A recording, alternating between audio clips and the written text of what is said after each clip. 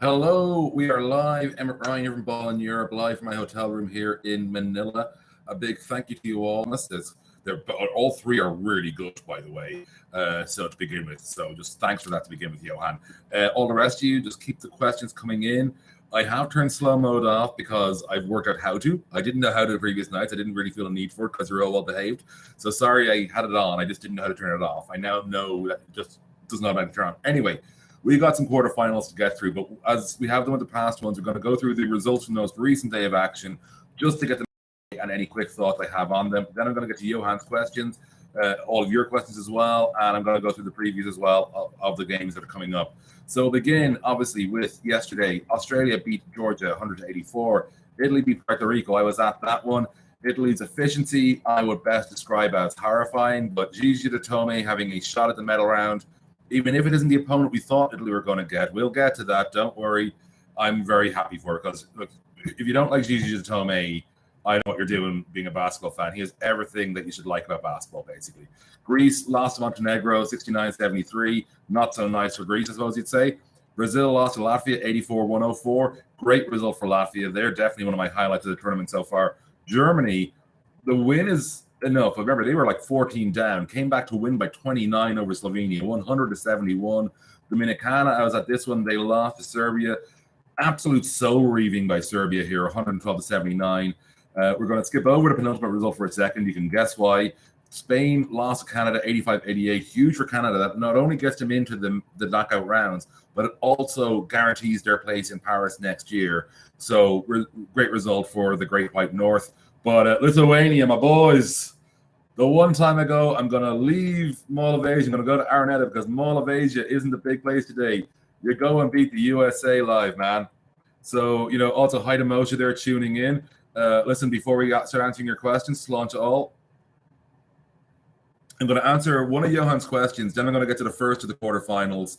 And then I'm going to answer another, get to the second, and we'll go through all your questions from there as they come in. We'll be online for about 15 minutes in total, folks. So Johan's first question is, what's my personal highlight of the World Cup so far? Talking to specific players, watching a certain game, or doing something in the Philippines?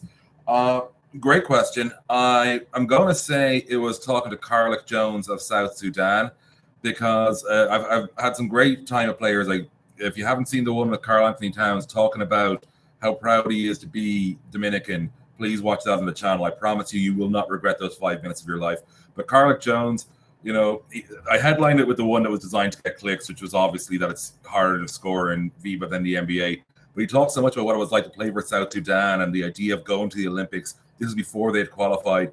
And he's such a great talker. And he's such a guy you want being interviewed on TV after games because he's going to give you more than the bland stuff. So, Johan, Carlick is my highlight so far in terms of that.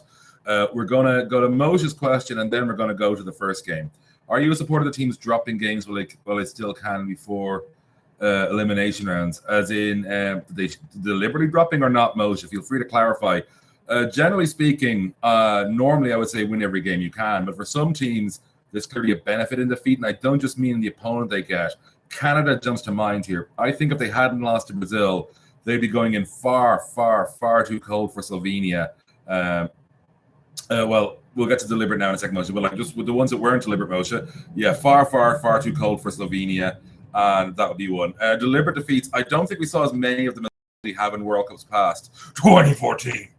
Yeah, I mean, seriously, but that was also to do with the draw being mind-boggling from the start. I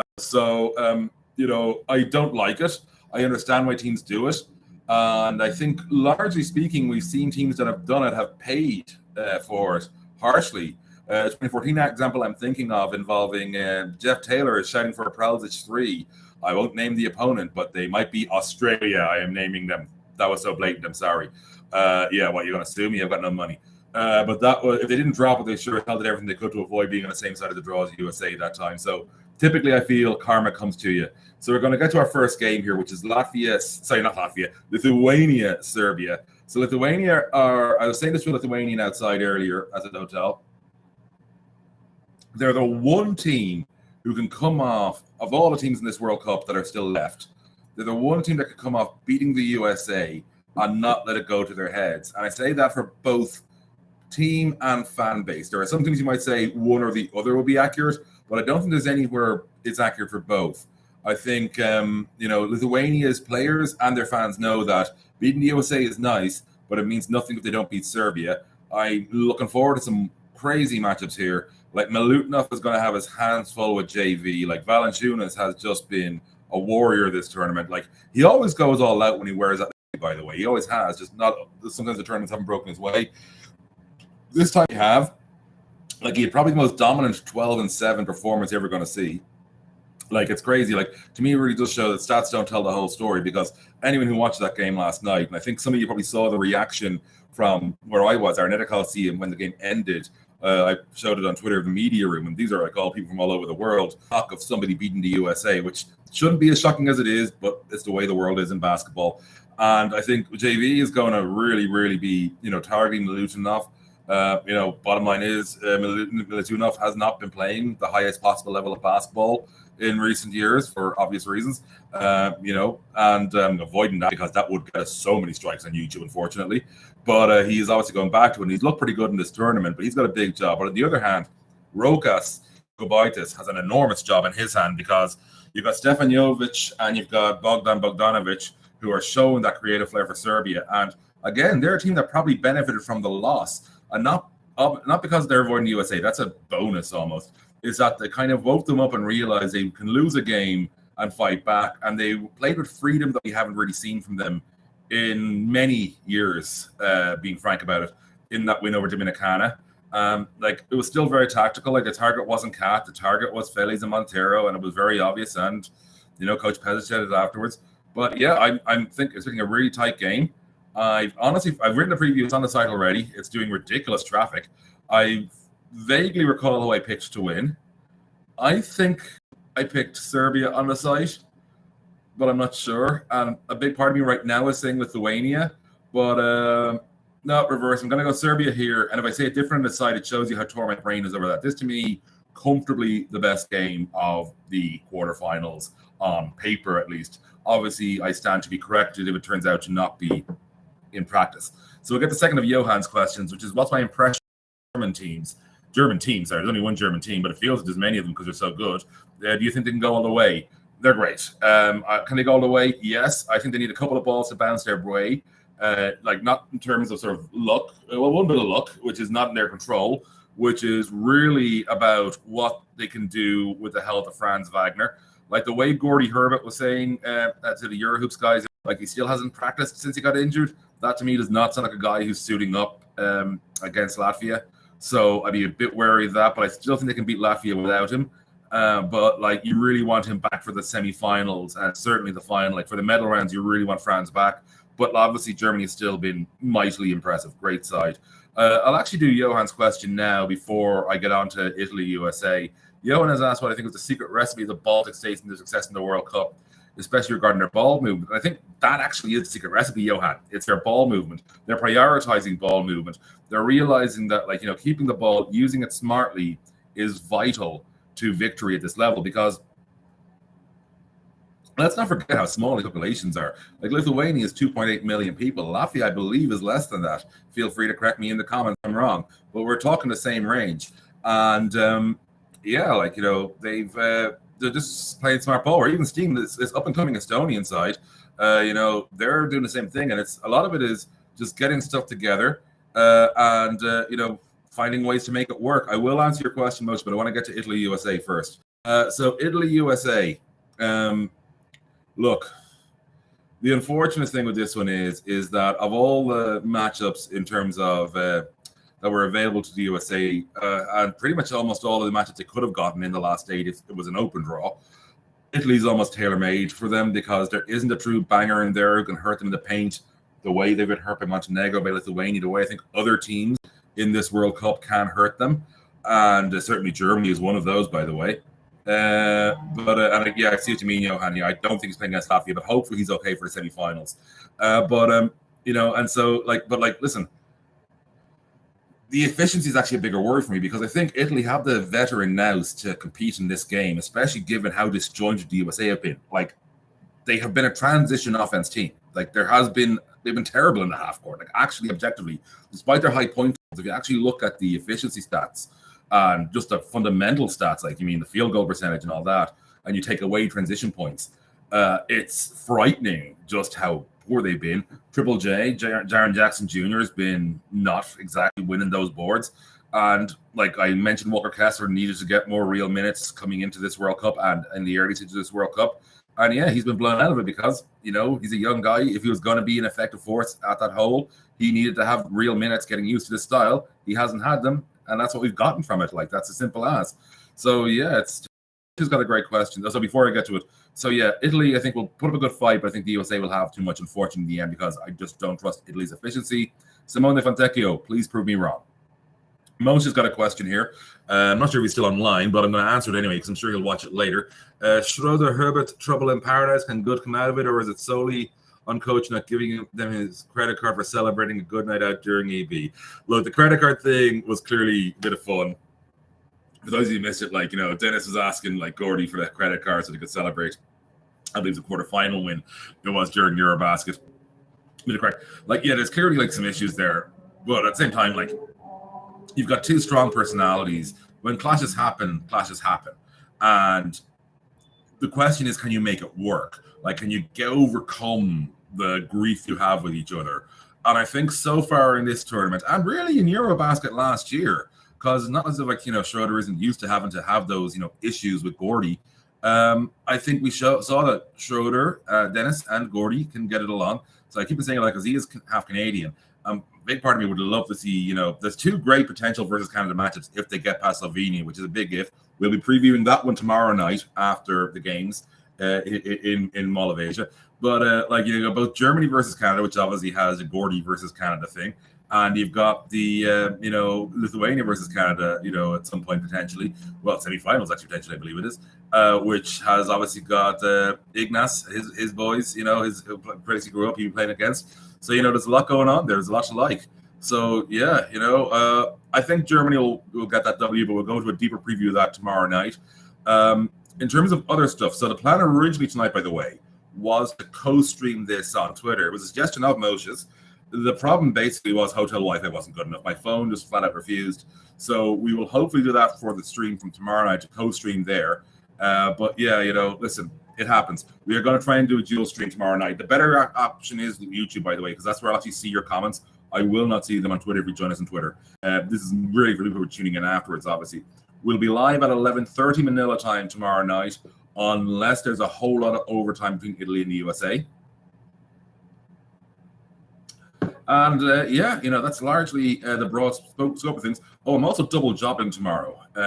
All of basketball, by the way. But because, so obviously you all know, we have Lithuania versus Serbia. We have Italy versus USA. There is a gap of 1.5 to 2 hours 15 between the games. A good chunk of that first part of that gap is down in the mix zone, getting you some content here for YouTube. And another good part of that gap is also me getting the articles ready. I'll explain that part in a second a bit more. But of course, tomorrow is also back in Ireland at 5 p.m. Manila time is the Zoom call for the season press conference preview with players and officials from the league. So that's going to be fun. I'm going to be taking that Zoom call from the press room in Manila for the Irish Super Leagues. So listen, it happens. It'll be fun. Let's see how it goes. Before I let you go as well, I just want to give you all a big shout out for the traffic we've gotten today. And Johan, really enjoying that. Like, this has been our best traffic of the tournament so far. I did a few tweaks to the SEO. It has been extraordinary. It's been basically, we've got more traffic today, and not through quality of content. I'd love to say it was, because I've been way better stuff earlier in this tournament. But like basically some SEO tweaks, we're getting the views we want now, we need now, and we're driving the traffic we need. Which, you know, fundamentally, for me to keep doing this, and I'm going to keep doing this. For me to keep doing this is the wrong term. For me to do more of this, which is what we really want me to do, I hope. I need to get that traffic up, and today has been phenomenal. It's been our best day in a couple of years, to be honest about it, and that's extraordinary. And so, listen, we're nearly at the end of the planned stream time. If anyone's got one last question in, fire away. I'll be nice because I still have a good bit of beer left. And you know, all I'm doing. Oh, I'll tell you what I'm doing tomorrow. While you're thinking, think of a question, and thanks to Johan and Moshe as well for all your questions. Think of a question while I have a sip, because I'm going to tell you one quick thing. So my next travel video is me in the Mall of Asia, and it's pretty grim, to be honest, because it's all about how it could be the Mall of anywhere and how malls have become this horrible thing in society. I know, I'm a grim 42-year-old middle-aged white guy who's a bit leftist. I know, we're shocked. But there's one I'm looking forward to going to. There's two I'm looking forward to going to, one more than the other, and one for the pure nonsense. The one more than the other, and Johan, I will get to that for sure. But let me get to the nonsense first, Johan, then I will promise I will wrap up with your good question at the end. So Green Hills Mall is apparently the place for knockoffs in Manila. So I'm hoping to get to that in the morning because we're not in the arena. Like the game aren't in the arena until 4:45 local. So we got loads at 16:45 local. So we got loads and loads of time. Like it's literally nearly 24 hours from now for you guys. Like more than 24 hours from now for you guys to do the maths right. Then the next day, which is the day of the other quarterfinals, again. If it's not that day, it'll probably be the day after because obviously that'll only be the 5 to 8 days. I'm hoping to get to the Venice Mall, which is basically a mall designed to look like Venice. I've been in a faux Venice before in China on Huawei's campus. I'm looking forward to seeing my second faux Venice. I have also been in the real Venice, by the way. It's great. Best time to go there if you ever, this is actually a big tip, the week either side of the big Valentine's Day rush, right? So there's a big crush at Venice around Valentine's Day. If you go either the week before that crush or the week after, there's nobody there and none of the locals hate you. So that's the perfect time to go. It's freezing, but it's beautiful. So we're going to Moshe and Johan's questions, then we're going to close up. Johan first. Do I think Maxi Kleber will ever play for the German team again? I feel in terms of the politics, Johan, you know more than I do. In terms of what I hope, absolutely I do, because he's a point guard's dream in terms of his point guard asks to do. We've seen that, particularly his partnership with Luka that he had, the Mavs that we saw, especially early Luka, as Maxi loves Luka ball. And Luka loved what Maxi was doing with him. He's the most point guard friendly dude you're ever going to have on a court. So I really hope for Germany's sake he does play again. Do I think so? Yeah, listen, he's not that old, you know what I mean? There's still time. And Eurobasket is only 2 years away. There's also an Olympics next year. That could motivate him a bit and could also lead to some people, losing chips on their shoulder. So I hope so, Johan, is the short version. Moshe, your thing is the last question. Oh, Moshe Barda, I love you, man. But this season 9, thoughts about it, and also feels the May EL reunion. And if you had to guess where and when, will there be an upset tomorrow? Okay, well, May EL reunion, there will definitely happen. Season 9, until I change jobs, that's not happening. I need to have... For the content I do right now, which is still limited more than I would like, it involves absolute control of when I have the time. And I mean absolute, because I've got to bend to so many people in my day jobs, wins and whims. It's very annoying. In terms of an upset tomorrow, there's only 2 games tomorrow. And I wouldn't call either Serbia or Lithuania winning an upset, not because of being harsh here, but because even the bookies have this one, wafer. I think the straight up is basically near identical. Lithuania are I think 1/10 of a point favorites in terms of the straight up. I don't mean points, just to be clear, just in terms of how gambling works, folks. There's nothing in it in the bookie. So the only upset could be Italy. And I believe in Gigi Datome. So to heck with it. Italia! And before I go, as I've made a mini tradition in the 2 shows so far, good night, Manila!